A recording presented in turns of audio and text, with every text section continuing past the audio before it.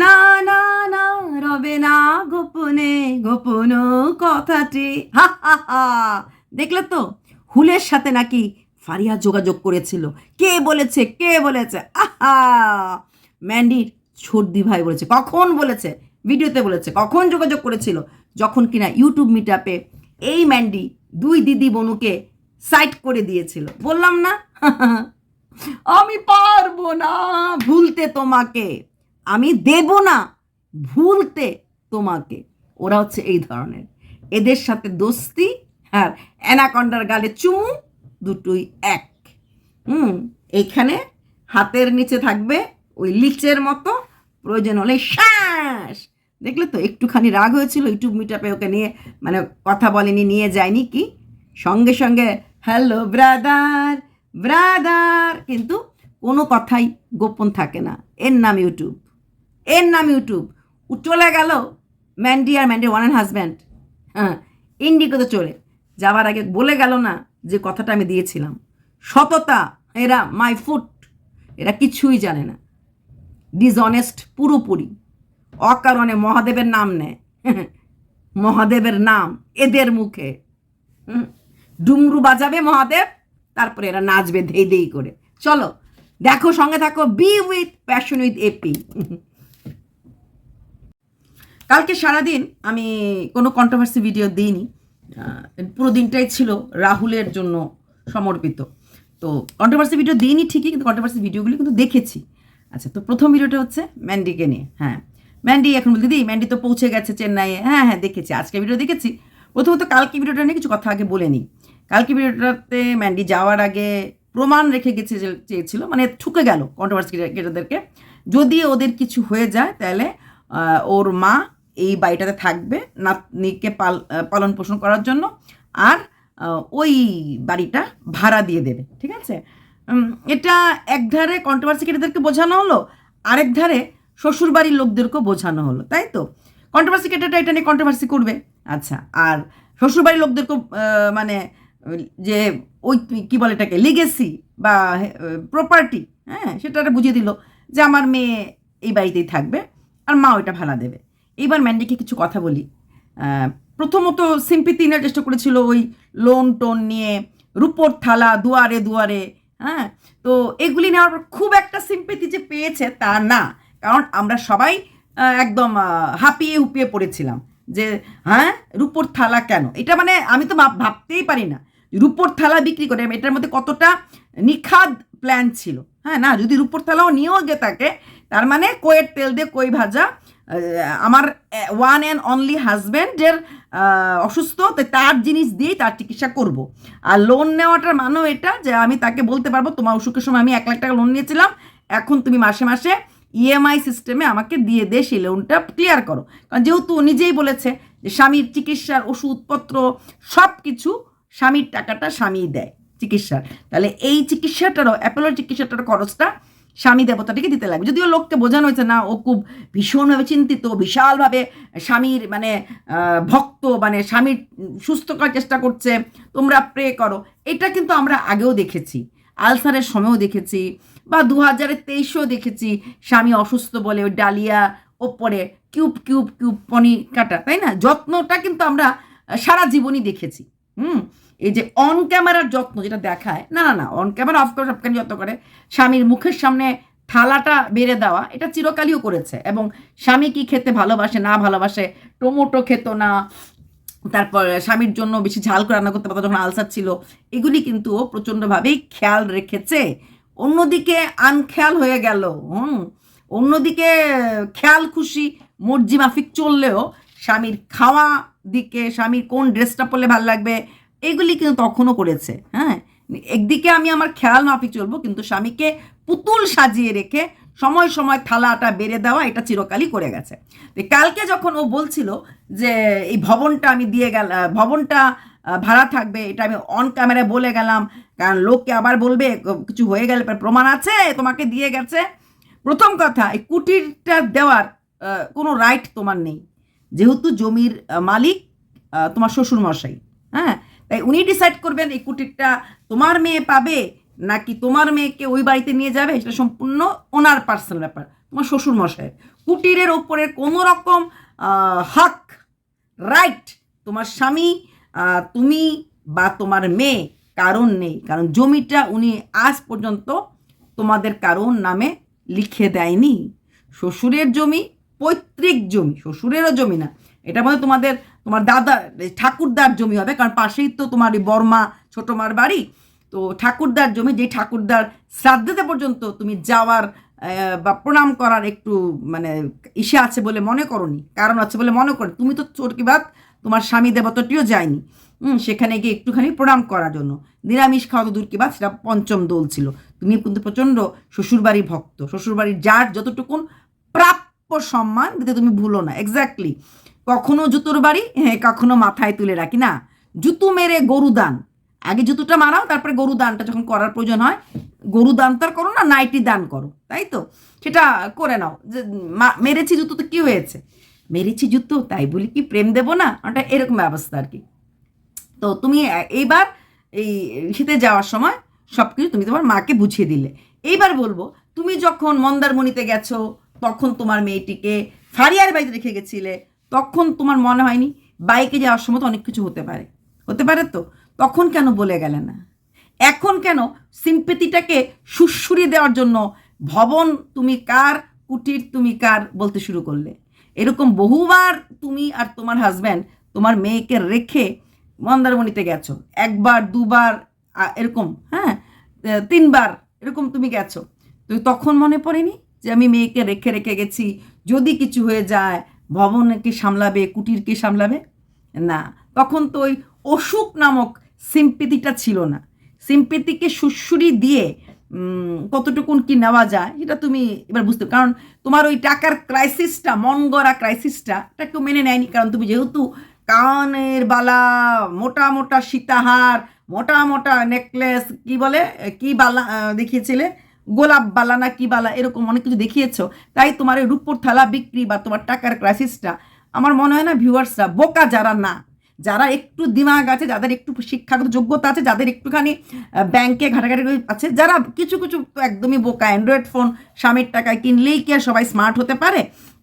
তো এরকম করে, যেমন তোমার হাজব্যান্ড নিজেও বোঝে না, আমি রিক্সাওয়ালার সাথে তুলনা করেছি, রিক্সাওয়ালা ভাই কি আর কি বলেছি আমি, সবজিওয়ালা ভাই, মমতা দিদিও দিদি, আমাদের বাড়ির কাজ করা দিদিকেও দিদি ডাকি, আমাকেও অনেক 90% লোক দিদিই ডাকে, বা আমি আমার ভাইদের বোনদের দিদিই হই, মানে কাজিন রিয়েল সবার দিদিই হই। তাহলে সব দিদি ইকুয়াল, এটা হচ্ছে তোমাদের গিলুতে হাঁটু, বললাম না, মানে গিলু ফাঁকা পয়সা অনেক।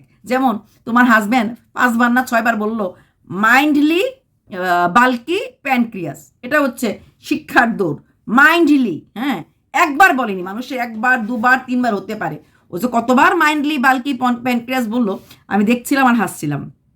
তো তুমি তোমার মাকে দিয়ে এরকম করে একটু অ্যাক্টিংটা করালে, তাই তো, যে হ্যাঁ এটা করলে পাবলিক একটু ইয়েস, উফ, আহ, উফ, আহ, আউচ, এই ফিলিংসটা আসবে, তাই না? আহারে উহুরে, পাবলিক ওই আহারে উহুরেটা বেশি খায়, তো তোমারটা বেশি আহারে উহুটা খায়নি, কারণ কালকে কলকাতার বাঙালি বা আমাদের মতো সমস্ত বাঙালিরাই রাহুলেরকে নিয়ে, যেটা কিনা রিয়েল কষ্টের জায়গা, যেটা কিনা সত্যিকারের ঘটনা, যেটা কিনা সত্যিকারের কষ্ট, যেখানে কোনো রকম মেকি কিছু নেই, নিয়ে ব্যস্ত ছিলাম।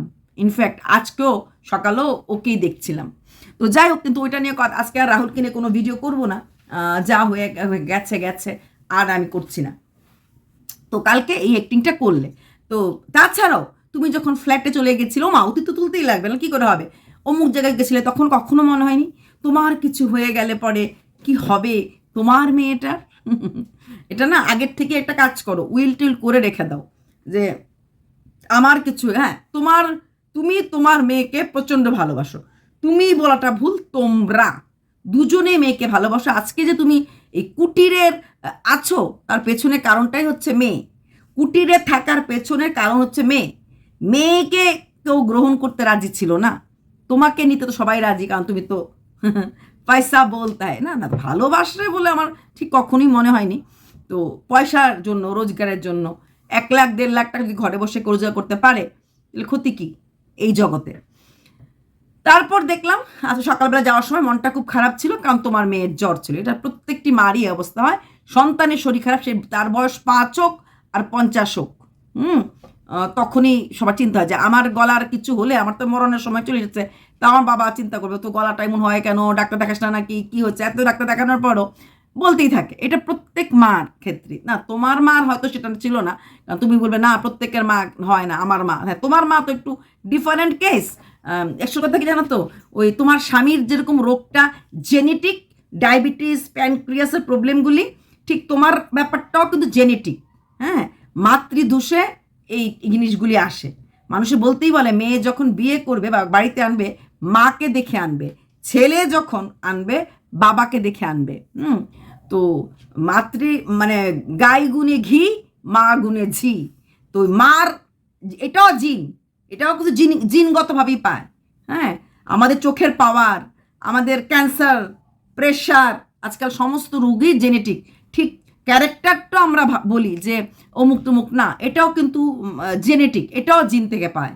এটা আমি মিথ্যে বলছি না, এটা সত্যি কথা। হ্যাঁ, ওই মানে মার ক্যারেক্টার থাকে জেনেটিক, মানে ইমোশন বা অন্যান্য চাহিদা, ওয়ান্ট, নিড, হ্যাঁ এগুলি ওই মেয়েরা পায়। তো মারটা মেয়েরা পায় সব সময় জন্য। আগেকার দিনে তখন কথাগুলির অর্থটা বুঝতাম না যতটা এখন বুঝতে পারছি। আগে হোমিওপ্যাথি ডাক্তাররা গেলে পর জিজ্ঞেস করতো ঠান্ডা খান না গরম খান, টক খেতে ভালোবাসেন না মিষ্টি খেতে হয়। এখন কিন্তু বড় বড় মেদান্তার মতো হসপিটালের ডাক্তাররাও প্রথম কথাই জিজ্ঞেস করবে ফ্যামিলি হিস্ট্রি, ফ্যামিলি হিস্ট্রি, ফ্যামিলি হিস্ট্রির আগে ক্যান্সার জিজ্ঞেস করতো, এখন শুধু ক্যান্সার জিজ্ঞেস করে না, কোলেস্টেরল থেকে শুরু করে, প্রেশার থেকে শুরু করে সমস্ত কিছু জিজ্ঞেস করে। ফ্যামিলিতে কারোর ছিল কিনা, স্ট্রোকে কেউ মারা গেছে কিনা, হার্ট অ্যাটাকের কোনো ইসে আছে কিনা। আজ থেকে 5 বছর আগেও এতটা কেউ জিজ্ঞেস করতো না। ইনফ্যাক্ট অ্যাসিডিটি বলে জিনিস যেটা আছে, এটাকে নর্মাল আমাদের সবার মাঝেই থাকে অ্যাসিডিটি, সেই অ্যাসিডিটিটাও জেনেটিক হয়। হ্যাঁ, কিছু কিছু খাবার পরিবারের মাঝে থাকে, পিসি ভাইজির মধ্যে। আমার মার আনারস খেলে সহ্য হতো না, এতদিন পরে এসে দেখি আমার মামাত্ম বোনের সেম থিং, আমার মার যে কষ্টটা হতো আনারস খেলে তারও সেম কষ্ট হয়, সেও আনারস খেতে পারে না। তো এটা ডাক্তার কাছে যে বলেছে, মানে আমার মামাত্ম বোন নিজে একজন doctor, she herself is a doctor, আমার মামাও ডক্টর, যেই সে ডক্টর না ভালোর মাত্রা ডক্টর, MBBS, আমার মামা চাইল্ড স্পেশালিস্ট, আর ও ইসেতে যাচ্ছে, অ্যানেস্থেশিয়াতে যাচ্ছে। তো সেখানে দাঁড়িয়ে, না সরি অ্যানেস্থেশিয়া বলছি, ক্লিনিক্যাল সামথিং। তো ও নিজে বলেছে যে হ্যাঁ পিসির এটা ছিল, দেখো এটা আমিও পেয়েছি। যে এই জিনিসগুলো দেখো, খাওয়াটা কার কি স্যুট করবে, কার কি স্যুট করবে না, এটাও জেনেটিকলি চলে আসে। ঠিক আছে, তো ঠিক তেমনি তোমারও ব্যাপারটা সেরকম, মার থেকেই অনেক কিছু আসে, চলা খলা বলা সবটাই মার। হ্যাঁ, যেমন তোমাদের পরিবারের সবার চোখ সুন্দর, তোমার মার চোখ সুন্দর, তোমার চোখ সুন্দর, তোমার মেয়ের চোখ সুন্দর, ওইটাও জেনেটিক। হ্যাঁ, ওইটাও যে শুধু খারাপটা নিতে গেলে কষ্ট হতে পারে, ভালোটাও তাহলে বলতে লাগে এবং ভালোটা নিতেও লাগে। আর যদি ভালোটা নিতে পারো তাহলে কিন্তু খারাপটাও নিতে লাগে। তো আজকে এবার ডাক্তার দেখাতে গেল, দেখালো সেই মানে ফ্লাইটে উঠেও সেই সাগর খিচুড়ির রিভিউ। মানে খাওয়াটা হচ্ছে একটা প্রাইম ব্যাপার, সে যেখানে হোক, ট্রেনের খাওয়া হোক, ফ্লাইটের খাওয়া হোক, সেখান থেকে গেলে ডাক্তার কাছে গেলে ভালোই লাগলো।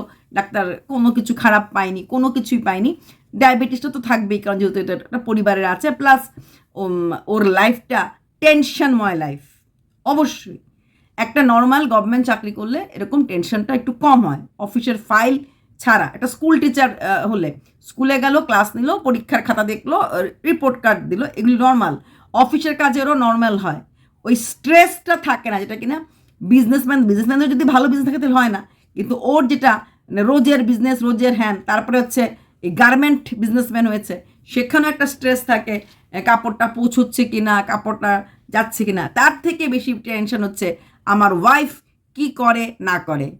না না না রবে না গোপনে, গোপনে কথাতে রবে না গোপনে, উঠিল ফুটিয়া মধুর মিলনে, গোপন কথাতে।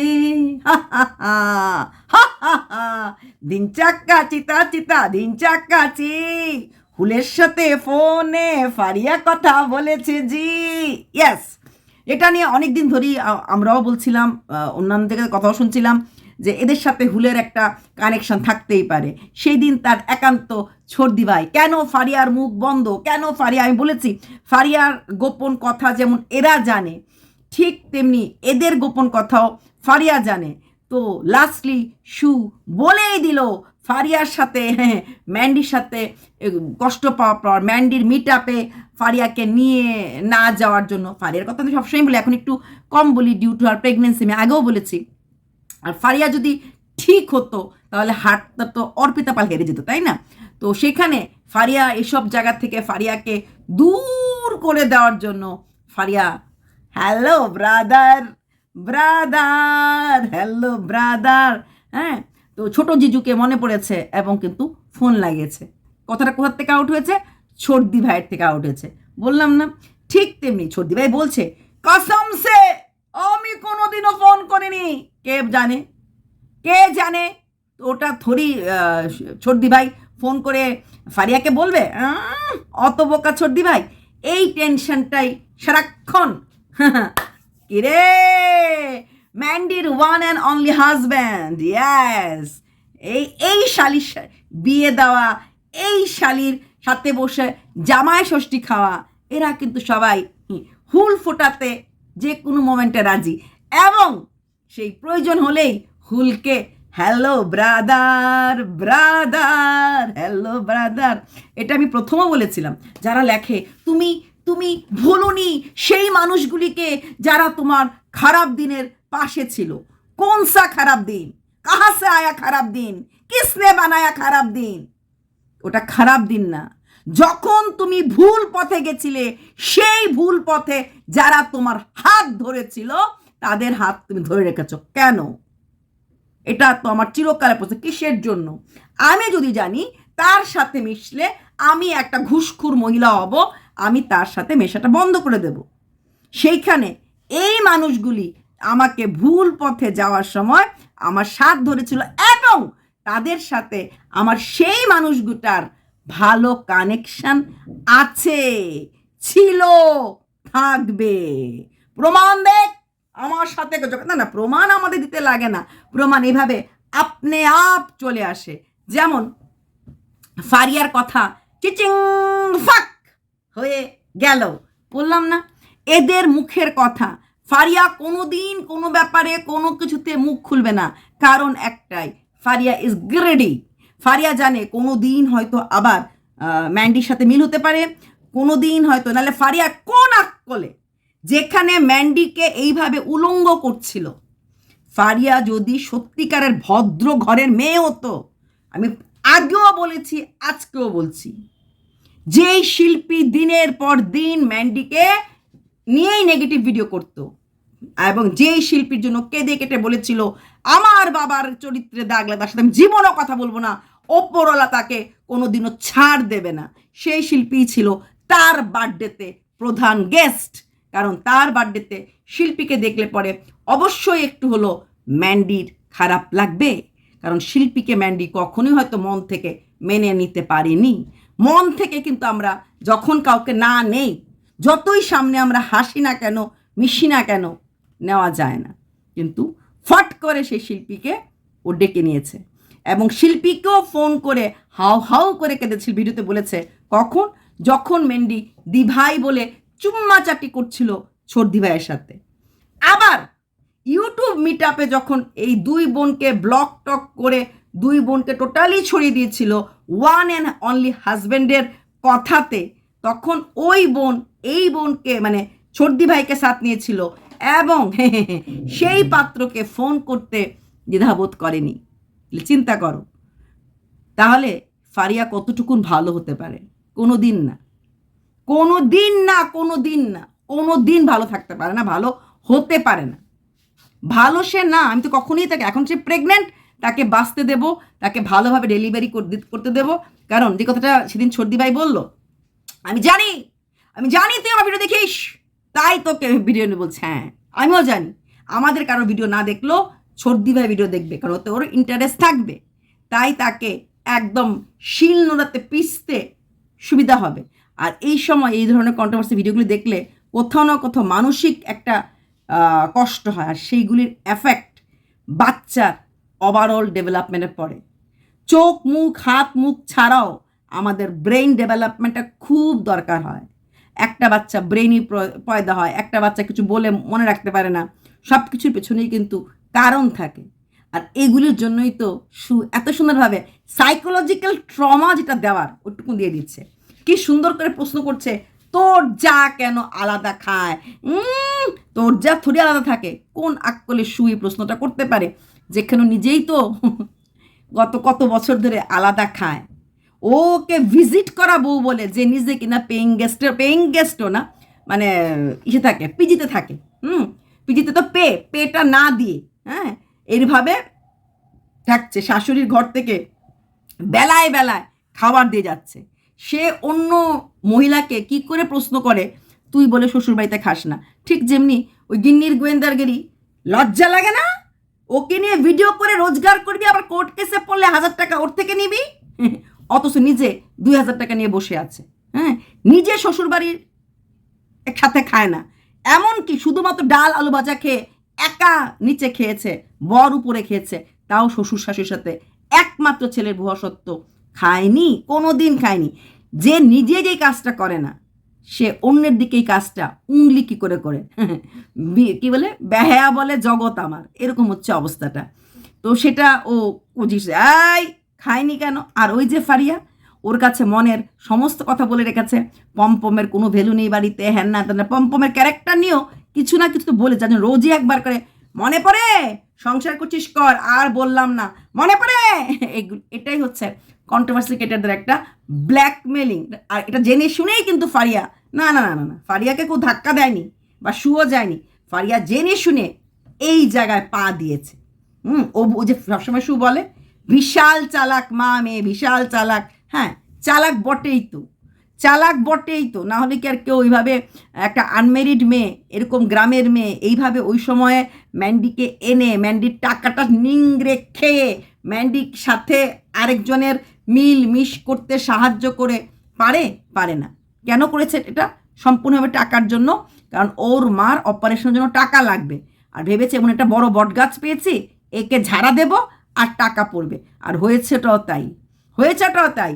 বড় একটা শোকেস, খাওয়ার তো আমি দেখেছি ম্যান্ডি কী হারে বাজার করেছে, তারপরেও ম্যান্ডি কি শোকেস দিয়েছে, জিনিসপত্র কম দেয়নি।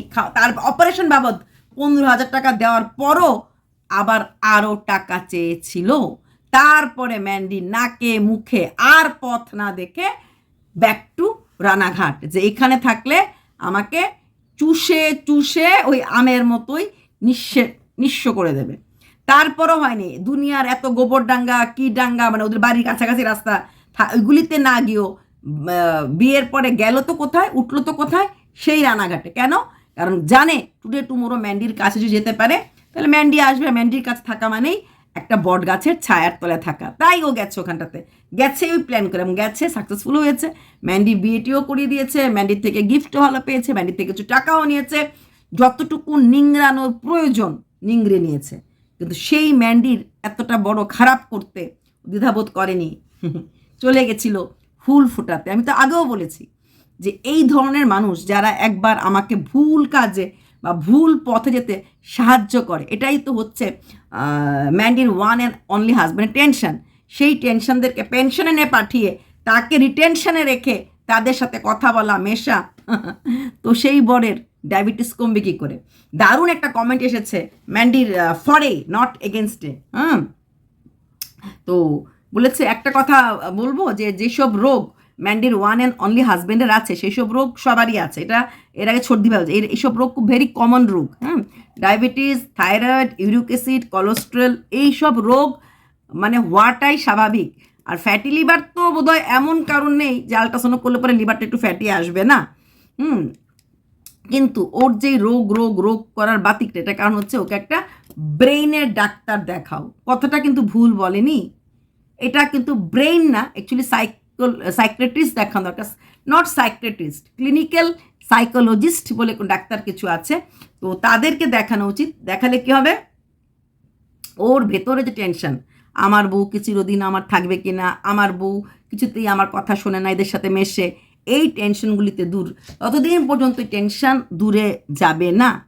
2024-এ ওরা অনেকটা ভালো ছিল, না তো কন্ট্রোভার্সি ছিল, না তো এত অসুখ বিসুখ ছিল। কারণটা একটাই, ওদের সাথে এই মাখোমাখি ম্যান্ডির ছিল না কারোর সাথে। হঠাৎ করে এক গ্রুপ ক্রিয়েট হলো, হঠাৎ করে দিদিকে চুম্মাচাটি পেয়ার শুরু হলো।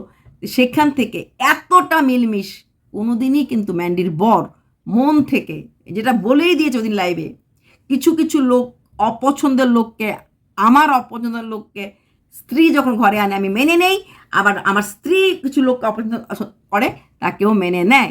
তো সেই পছন্দের লোকের সাথে মেলামেশা এবং অবশ্যই কাপড়ের ব্যবসা, এই জিনিসগুলি, এই স্ট্রেসগুলি, সবসময় একটা টেনশন, আমাকে লোনের টাকা দিতে লাগবে, আমাকে 5,000 টাকা বাবাকে দিতে লাগবে, এটাও একটা টেনশনের একটা কারণ হয়ে দাঁড়ায়, যে আমাকে রোজগারটা করতেই লাগবে, আমাকে এটা দিতেই লাগবে।